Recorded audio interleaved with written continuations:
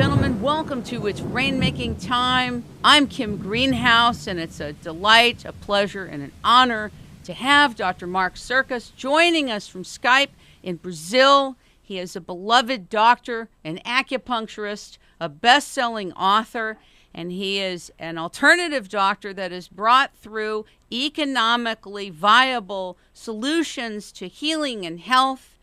He has hundreds and thousands, actually millions of people listening to him, reading his work from around the world. And we're going to be talking about one of his new books, Anti-Inflammatory Oxygen Therapy.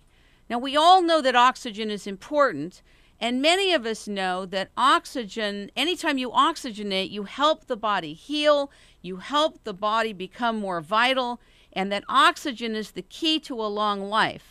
But there's actually a science to oxygen that most of us don't know about. How about the fact that cancer hates oxygen, and that the more oxygenated that we are and can get, the less likely we will have diseases affecting us. Dr. Circus is the founder of the International Medical Veritas Association. He is the author of so many books. I'm going to read you a list of a few. Sodium bicarbonate, Treatment Essentials, Iodine, Transdermal Magnesium Therapy, Medical Marijuana, Selenium Medicine, Win the War on Cancer, New Paths to Diseases, to Diabetes Cure, Magnesium, the Ultimate Heart Medicine. It goes on. Natural Allopathic Medicine, Heart Health, Anti-Inflammatory Oxygen Therapy, Love and Sex Medicine. Now, normally I would prefer to do the entire show on love and sex medicine and take a half a day with Dr. Mark Circus and do that, but we're bringing you the science of oxygen today. Welcome the Kingpin from Brazil, Dr. Mark Circus. Welcome to It's Rainmaking Time. Well, thanks for having me, Kim. You've written a lot of books. Yeah, well, I just finished, actually, my last one is not a book. It's gonna come out as a cancer compendium of 2,400 pages called Surviving Cancer. And then I'm quitting writing for a while. I'm gonna retire from writing and do something else. Now, you have a healing center in Brazil, and are you doing consultations as a doctor from Brazil to people around the world? Well, not in Brazil, but I do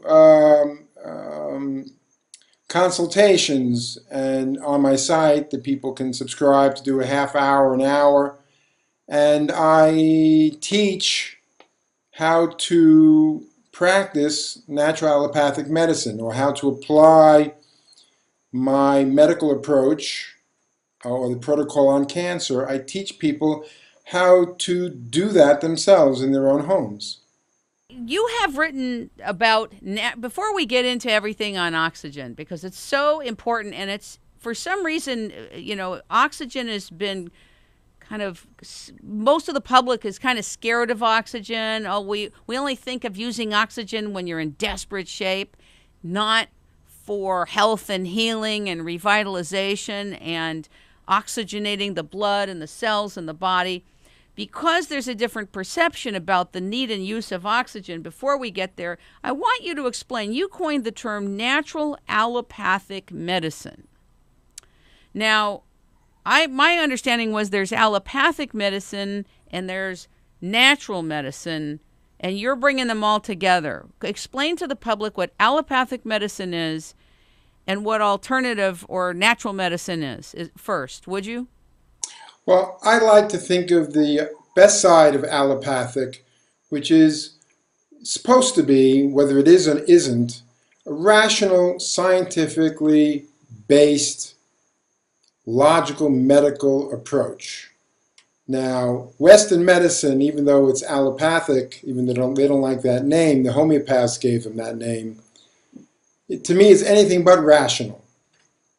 But still, there's a perspective that Western medicine is scientific and is rational.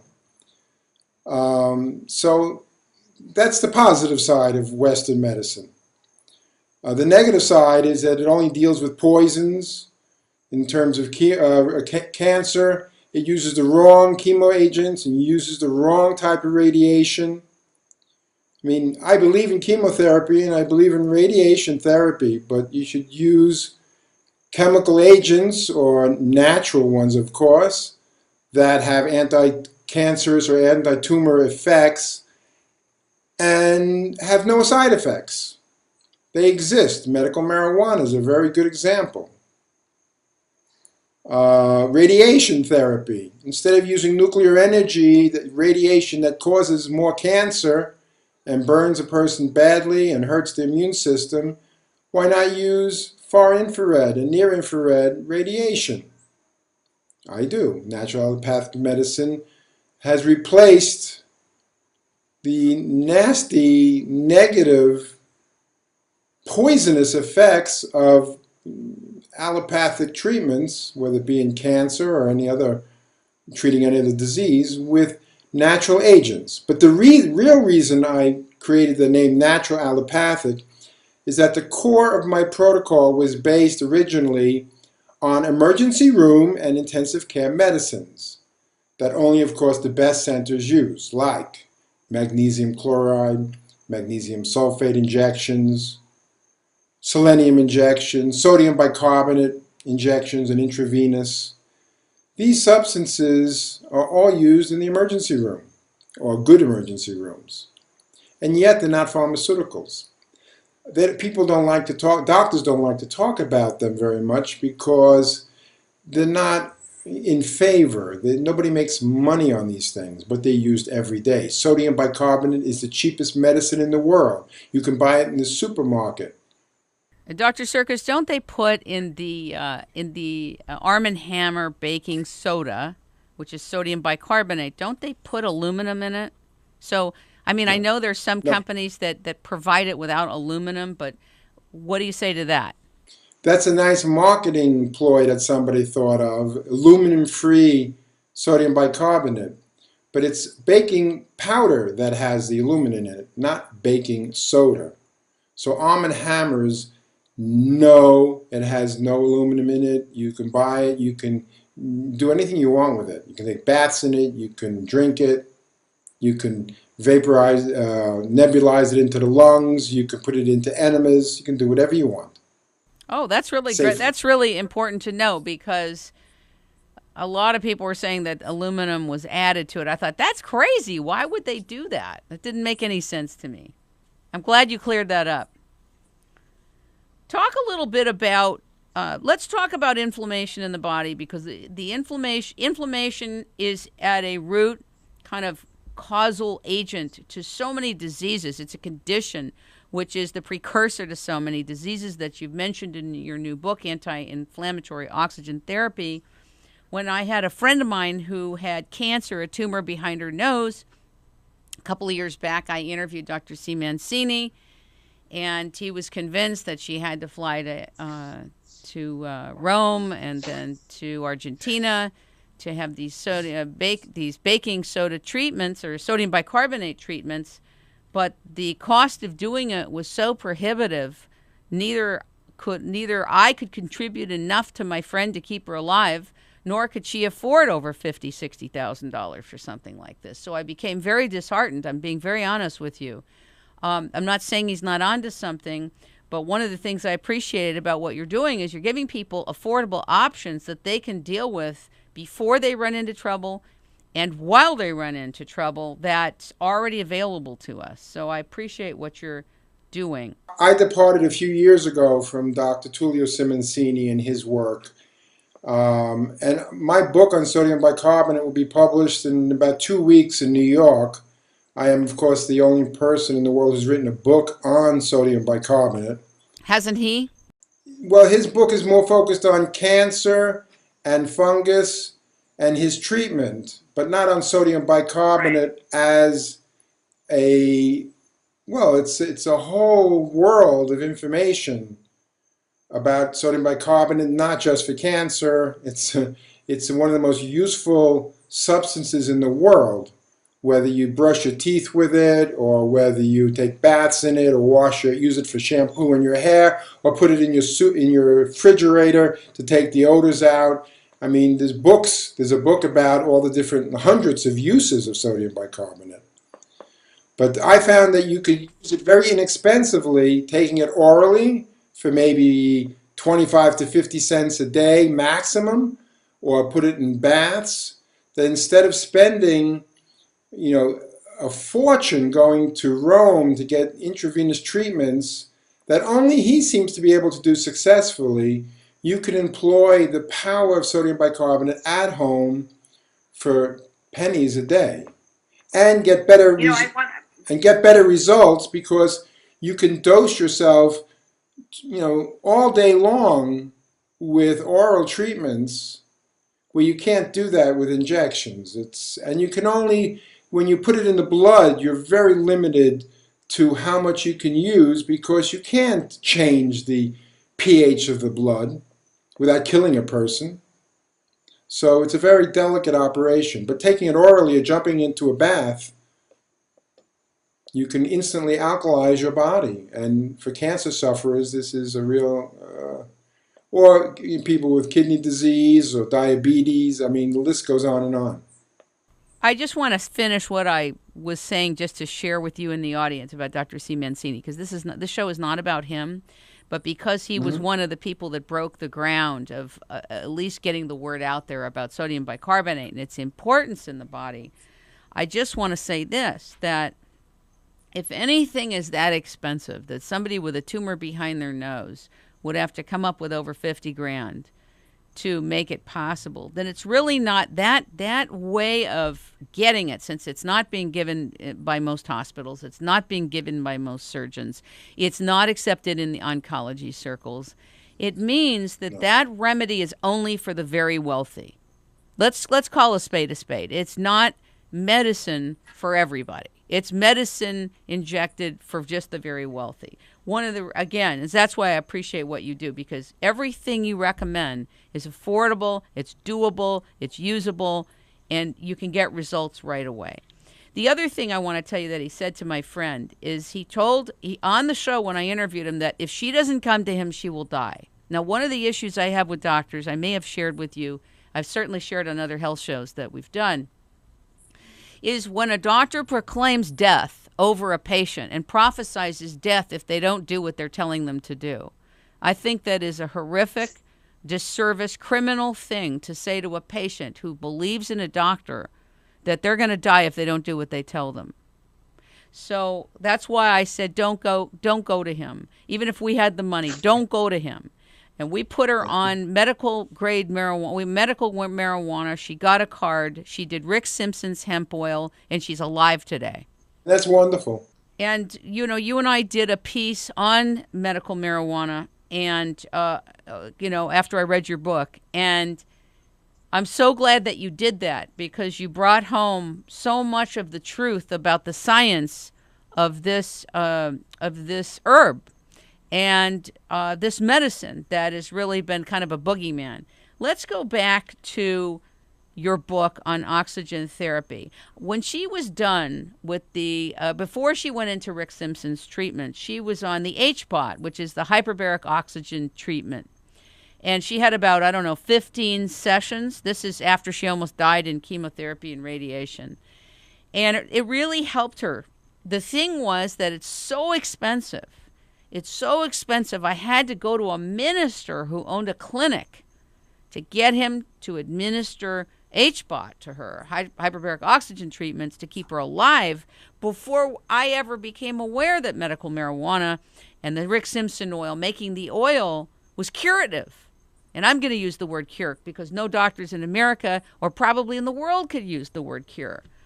So I'm very interested, as a former tournament tennis player as well, the oxygenation of the body. And I'd like you to talk about what this new protocol you have with respect to oxygenating the body and exercise in combination does. Talk about it. Well, this comes from the work of a student of Wahlberg's. Otto Warburg. Yeah, and from the 20th century, and it was called oxygen multi-step therapy, and otherwise known as EWOT, exercise with oxygen therapy. And what that therapy was, I'll say was because it's now vastly improved, but there's different, maybe 20 different variations of it. But bottom line is you get on a bicycle in your office or home, and you start riding, and you have a mask on connected with a very thin tube to an oxygen concentrator. And basically, and where do you get the oxygen concentrator, Mark? Just about where do you get that oxygen? And just about anywhere online in any country. It's a standard device. Some places you need a prescription, other places you don't. There are 5, basically your choice is a standard 5-liter a minute unit or a 10-liter a minute unit. To do the old way of therapy, you'd have to buy a big one, a 10-liter unit. And you get on the bicycle and you start pedaling and you breathe this purified oxygen at 10 liters a minute. But if you're pedaling and you're breathing 60 or 70, it means you're breathing 10 of the purified and say 60 of the regular air. Even at this level, you would get, after 32 hours of training, you would get a specific medical effect, which is taking the inflammation out of the capillaries of the vascular system, allowing more oxygen to flow into the tissues. Now, this is, it's the basic reason higher levels of oxygen, like hyperbaric chambers, work. The oxygen is the key to life, moment by moment, second by second. The issue about oxygen, though, that you're bringing up with this new kind of protocol with oxygen is what exactly? What is the public going to do that's going to oxygenate different than exercise would, or staying away from sugar, which disrupts the oxygen flow and disrupts the body temple? What is this protocol? Well, it's the first thing when you think about oxygen is our breath and our breathing. There are inexpensive ways that one has to work on and work with to increase their oxygen. And there are very convenient ways that are very expensive, like buying a hyperbaric chamber or going and renting one and doing a series of treatments. One of the best devices, or $50 I ever spent, is on a little device. It was originally developed in Russia called the Fravlov breathing device. In the United States, it's sold as the Breath Slim device. It's a little tiny cup with a tube on it, and you breathe in through your nose and you breathe out through this tube, and your air goes through this tube down into the container filled with water, and you blow bubbles. And what happens? It's like putting the brakes on your breathing. You slow the breathing down by putting resistance. You're breathing through water. Most cancer patients have lower oxygen levels and increased breathing rates, like an asthmatic person. They go into hyperventilation. They're breathing 15, 20 breaths a minute. What's the problem with breathing too fast? You're breathing out, you're breathing shallow, not into the belly, but you're breathing into the chest. And you're breathing not in more oxygen, but you're getting rid of too much carbon dioxide. I know you're not going to forget, but I want to make sure we definitely cover the CO2, carbon dioxide relationship to oxygen. Keep going, Mark. Going back to our original discussion about sodium bicarbonate, one of the reasons it works is it turns into sodium bicarbonate turns into carbon dioxide in the stomach. Repeat that, please, because you completely cut out in the last thing you said. Sodium bicarbonate turns to carbon dioxide in the stomach when you drink it. That's why it works. You take more sodium bicarbonate, you increase your carbon dioxide, that dilates the vessels in the bloodstream, allowing more oxygen to get delivered. Oxygen is only safe in the presence of carbon dioxide. You can't have one without the other. Oxygen is very toxic without carbon dioxide, so they have to put it in the oxygen bottles. You can't give somebody pure oxygen. You can't. So by breathing and spending 40 minutes a day, spend $50 and breathe through this device that slows your breathing down, that increases carbon dioxide in the blood, it also increases oxygen in the blood.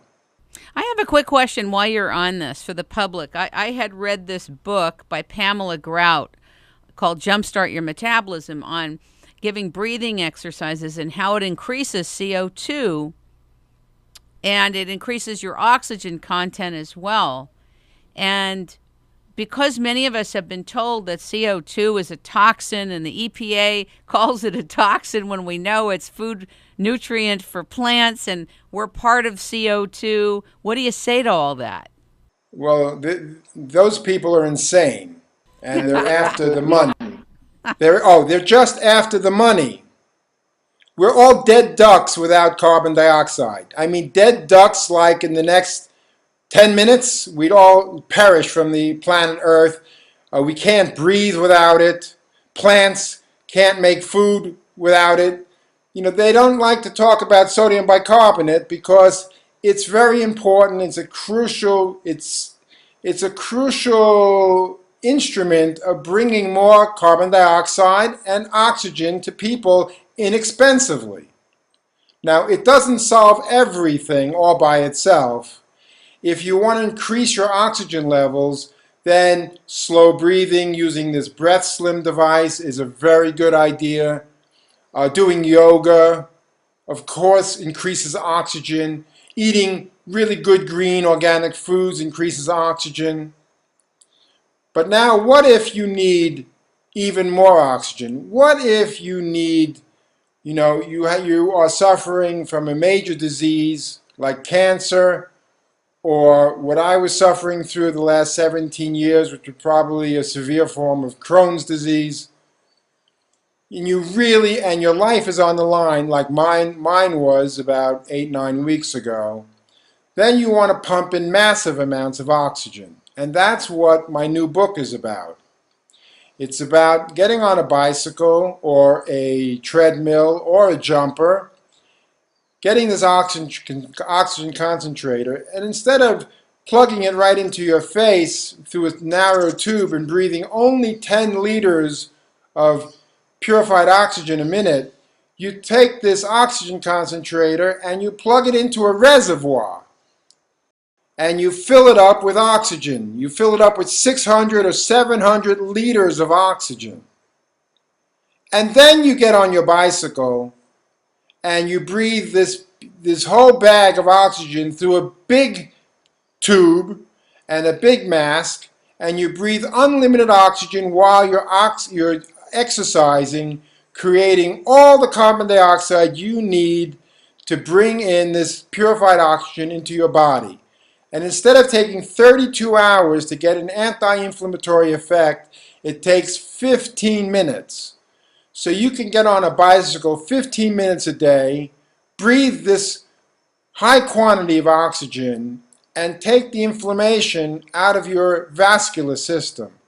So at home or at the office, you can get on a bicycle and exercise for 15 minutes a day, breathing unlimited oxygen, and have this anti-inflammatory effect that you cannot get in any other way. Getting into a hyperbaric chamber does not bring up the oxygen pressure or intensity to the kind of level I'm talking about when you breathe unlimited oxygen while you're exercising, while you're using your heart and your lungs as a pump to get this oxygen everywhere into the vascular system. So it's like for me, I call it the tiger tank of the medical world. There's nothing I have discovered that's stronger than this. I like that name, the tiger tank of the medical world. That's cool. Well, it saved my life. It saved my life it was about 3 months ago. I want you to tell that story, but I want you to hold 1 minute. We're going to go to a quick break, and we'll be right back. Stay there. We're going to go to a quick break, ladies and gentlemen, and we'll be right back with Dr. Mark Sircus live from the jungle. Stand by. Hello, water devotees. I want to talk to you about hydrating your body. We all know, if you've been listening to It's Rainmaking Time, we've covered a lot about hydration and water. It's one of my favorite subjects. But theoretical physicist Dan Nelson, the owner of the Positron Group and the owner of Wayback Water at waybackwater.com, has something very radical to say about water. What he says is that our water has been adulterated. Now, we all know that it's been infiltrated with chemicals all over the country and in other parts of the world. But what we don't know is that the molecular structure of water has been changed to such a state that our water is not getting in through our cell membrane, or what is called the aquaporin channel. So our cells are not getting hydrated. We're drinking, and basically what we're doing is irrigating our organs, but we're not hydrating our cells. And irrigating and hydrating is totally different. He says that chemistry cannot manipulate the bonding angle between hydrogen and oxygen in the H2O molecule. Dan Nelson says it takes physics to do this, not chemistry. And then when this is accomplished, that the water will recreate itself into a different particle with a different geometry. You and I both know that some of us are drinking 8 to 10 glasses a day of water and we're still not hydrated. This is why. So I'd like to invite you all to join the Positron Group at thepositrongroup.com. And I'd like you to go to waybackwater.com, pick yourself up a bottle of Wayback Water. 1 tablespoon goes into a gallon of water. Follow the protocol. There's a ramp-up schedule. And call Nancy Ainsley at 870-741-5877. Sometimes you have to go way back to move forward. Call Nancy Ainsley at 870-741-5877 and go to Wayback Water. Thank you very much, and back to the show.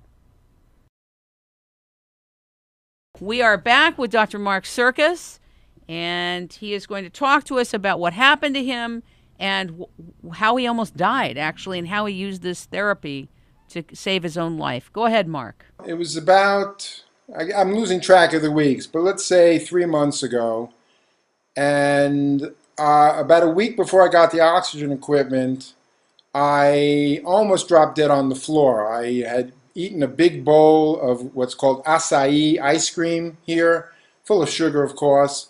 And then I had probably my first insulin reaction, and I fell down on the floor and passed out for about 2 seconds and woke up in a pool of my own sweat, literally a lake underneath me. And a week later, the oxygen equipment got delivered, and my situation was that I could hardly walk. I could hardly go to the bathroom without getting dizzy and having my whole gastrointestinal system just feel like it was just about to fall apart. And so the night I got the oxygen equipment, I didn't even have my bicycle to get on. So I strapped the mask on and I ran for my life. I ran for 15 minutes.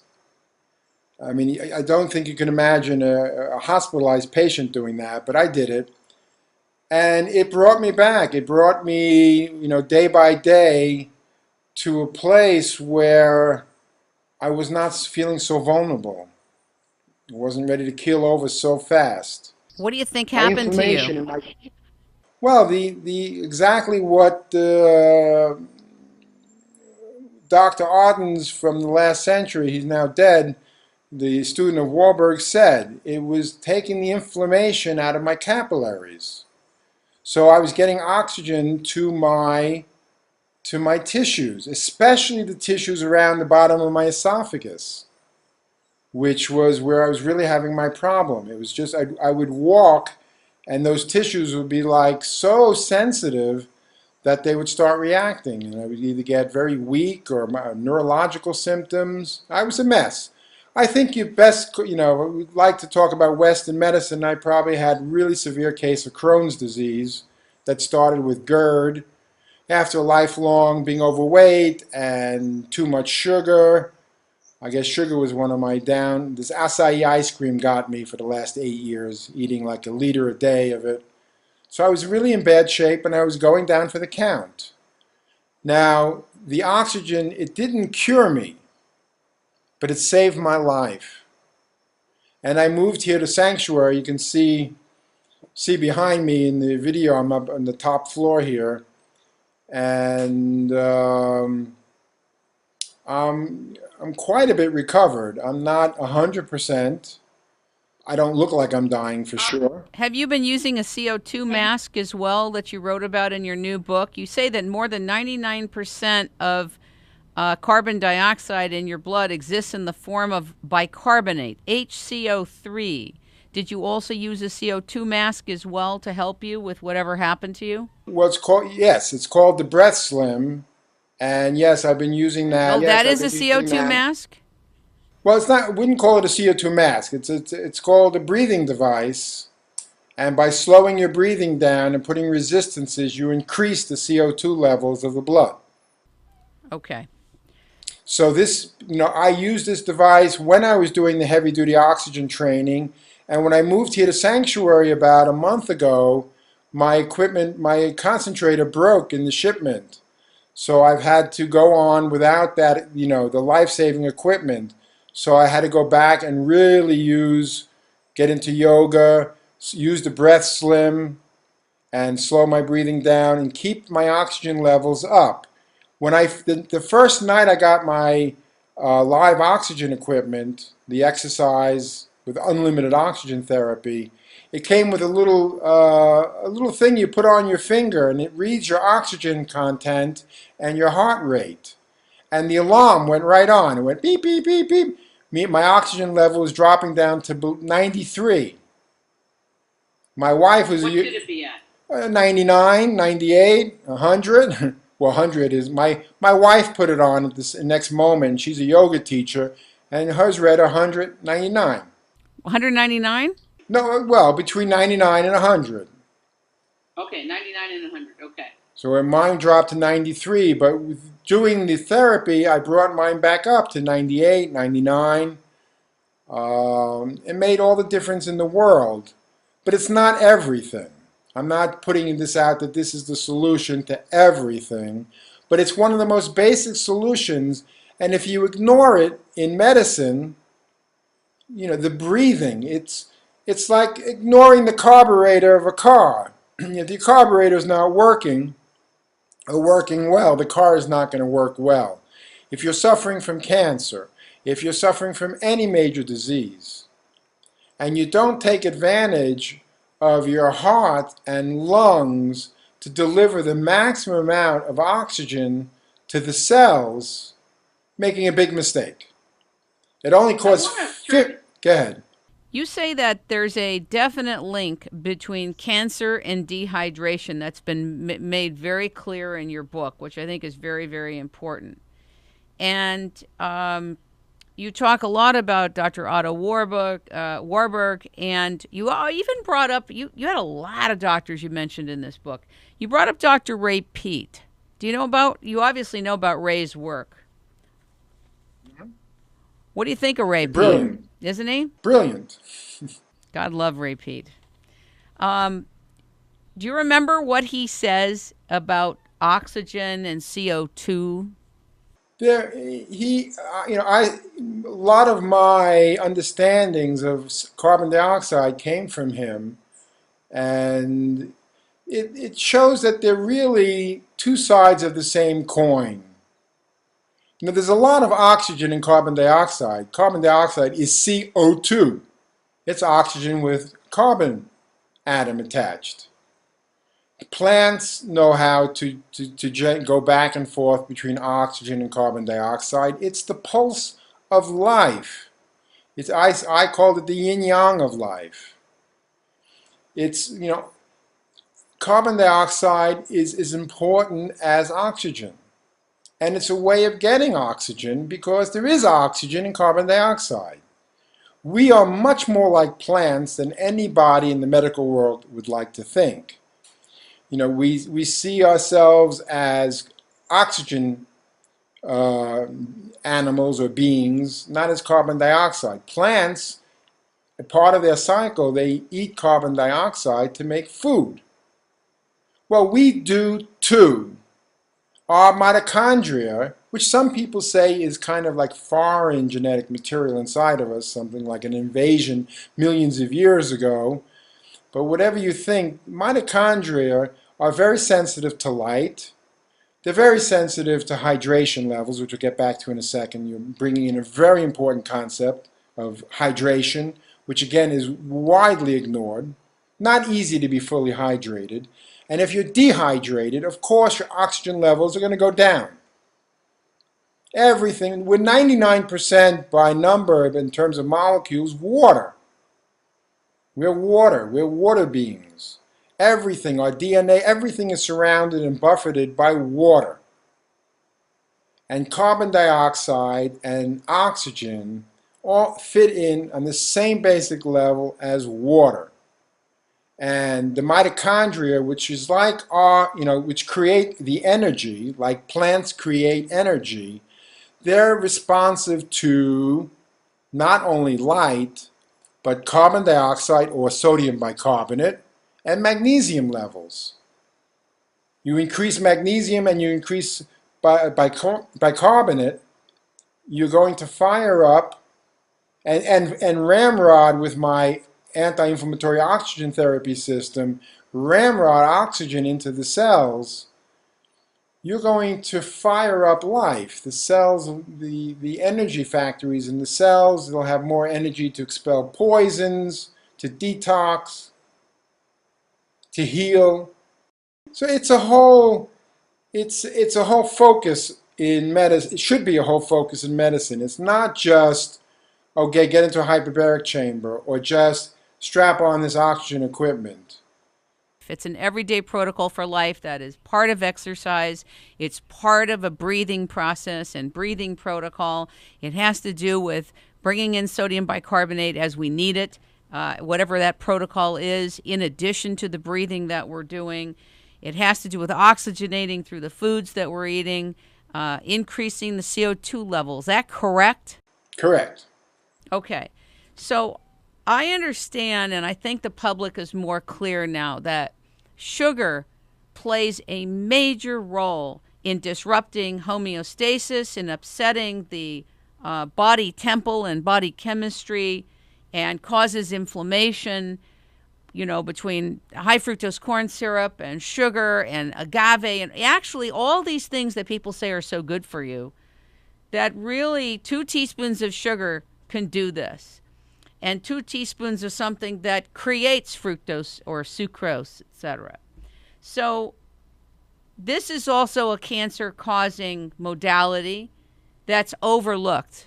We just think, sugar, too much sugar causes diabetics. Oh, too much sugar causes obesity. But people don't get the relationship that sugar has to creating a condition of cancer and feeding tumors. Do you want to talk about that?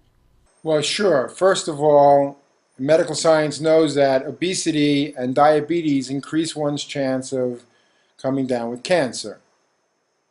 And since sugar is a prelude to these diseases, the best book I ever read on sugar was called Sugar Blues. It must have been written 30, 40 years ago. That was a great book.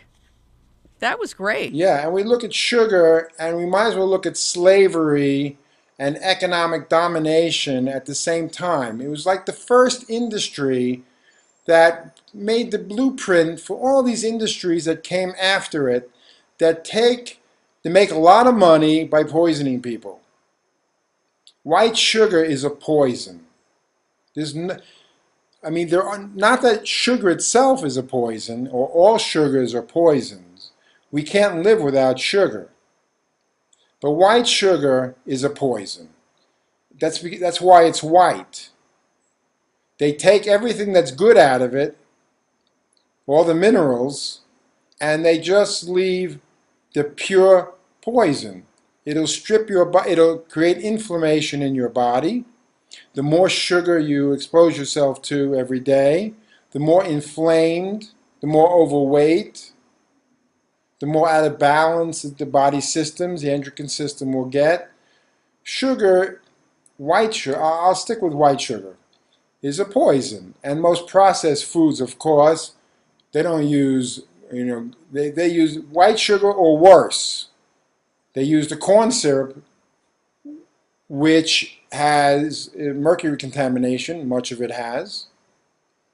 Corn syrup has got to be the worst, and then white sugar. And treating doctors and oncologists, of course, do their patients incredible disservice by not getting their patients off the sugar. Otto Warburg talked about metastasizing tumors when he talked about cancer growth is caused when cancer cells convert glucose into energy without using oxygen. I mean, this guy won the Nobel Prize. Was it twice? Twice. Why do you think he's not part of modern day medicine, Dr. Otto Warburg? Brilliant. Well, modern day medicine to me has lost the ability to define itself as really medicine. I said earlier on that I call my medicine natural allopathic because the word allopathic stands for rational science. But Western medicine, from the days of the Rockefellers and before, just threw common sense, good sense, and science out the window. The pharmaceutical paradigm comes from the days of fascism and Nazism and profit in front of everything else. Pharmaceutical drugs are developed along financial lines, like it's built into the pie. I just found out something, and that was that, all the shootings that have happened in the last few years in the United States? The big ones, right? The big ones that, Yep. okay. We find out that all these people are on SSRI drugs, and it's not mainstream news. They're all heavily on these SSRI drugs. And it's pretty profound that in this country that it's not even up for consideration. In other words, the delivery of SSRIs is become mainstream. If you have a child that has any kind of problem or is suffering from something or has trouble in school, you just put them on an SSRI quickly. You can get any psychiatrist to administer it. But all of a sudden we have these shootings, and what is a pattern with all these shootings? All these people are on SSRI drugs. That's a perfect example, and one of the nastiest examples. Western medicine, doctors, oncologists, these are really nasty people. These are not doctors. They're not practicing medicine. They're practicing medical terrorism. They're practicing pharmaceutical terrorism, which is a form of, it's lying to people. It's deceiving people. It's making them slaves financially, making their bodies slaves to no different than a drug pusher.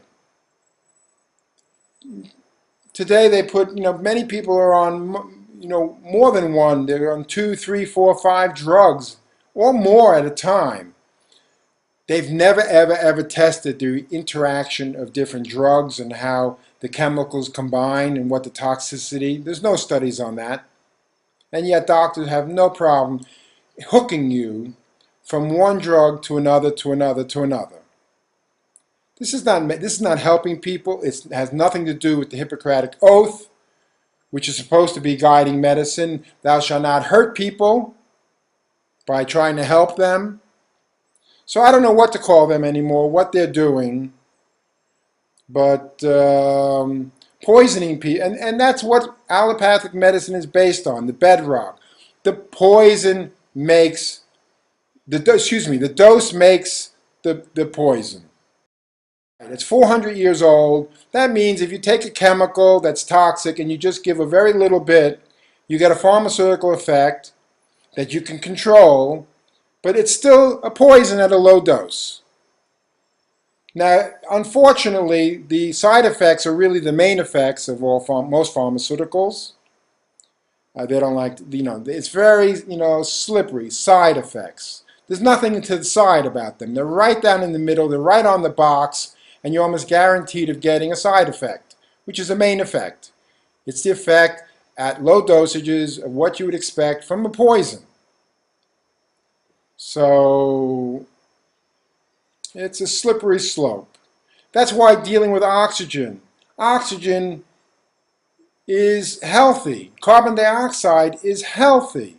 Magnesium, injecting it, nebulizing it, taking baths, putting massage on your skin, it's healthy.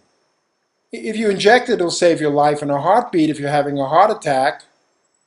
Sodium bicarbonate. The iodines, selenium, these things are medicines, but they're natural substances, concentrated for medical use. Why don't they use it? Or why don't they use it in a broad way? Because they're not practicing medicine. They're practicing making money. They're practicing being obedient to the United States government, to the FDA. It's got to be the greatest Nazi organization that ever existed on this planet. 100,000 Americans are killed every year by properly prescribed pharmaceuticals. 100,000. I don't know how much this year or last year, but Dr. Starr, I guess she's from, I'm not sure, from Harvard or someplace in Boston, in 2001 put together all the numbers, and in 2001 it was 109,000 people died of properly prescribed medication. Forget about improperly prescribed. That's a lot of killing by FDA-approved drugs. We live in perilous times right now. Perilous times. That's right. As you know, in the United States, we have forced a forced product on us called forced medical insurance, and many people are in shock that this medical insurance that they thought was free, that was a gift, is actually they have to come up with the money to pay for it, or they have the IRS knocking at their door or inside their accounts. Now, most of us have never read the document, thousands, however many thousand pages. But there are a few people in the United States who have read it, who find it chilling, who find it worrisome beyond measure. You are a U.S. citizen, even though you are in Brazil. What does that mean for you? I want to ask you a very direct question. Do you have Obamacare? Over my dead body.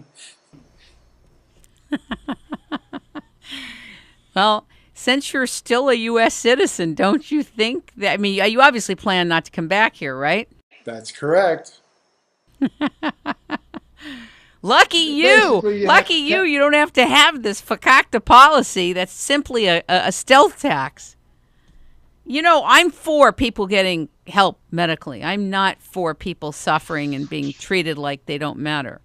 Don't get me wrong. And so you can always argue, aren't you a humanitarian? Don't you want people to get help? I do want people to get help. But I know that what's in there is not help. It's not real help. It's the siphoning of people's money.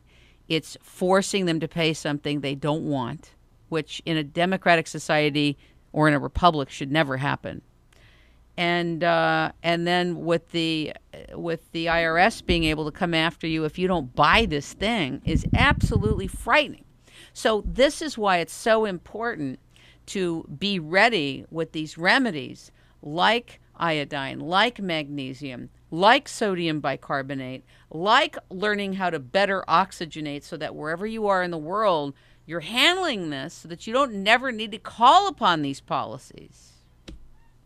Mark Circus, Dr. Mark Circus.